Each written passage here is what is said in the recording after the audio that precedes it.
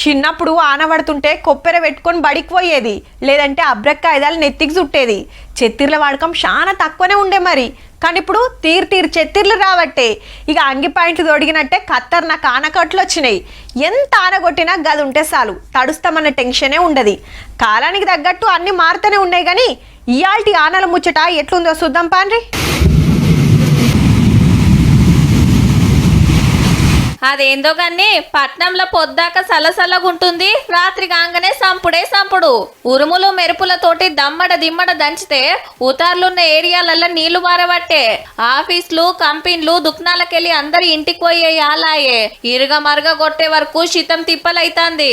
ఒక్కొక్క కాడ ట్రాఫిక్ జాములు. రాత్రి పడలేదంటే తెల్లారు గట్ల అందుకునుడు. 2-3 రోజుల కంచెల్లి గిదే కథ. అదే పగటి పూట ఇంత పెద్ద ఆన పడితే పట్నపోళ్ళు సుక్కలు చూడాల్సిందే మరి.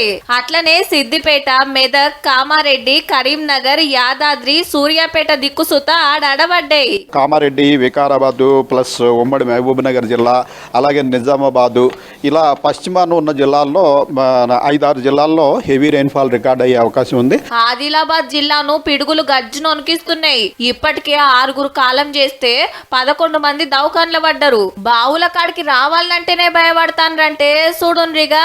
మొగులు లేదంటే అస్సలు మొగులు ఉంటే రామంటుంది సార్. మెదక్ జిల్లా గూడూర్ల సూత వ్యవసాయం పనులకు పోతే పిడుగుబడి ఒకళ్ళు జీవిడిస్తే ఇంకొకరికి దెబ్బలు దాకినాయి.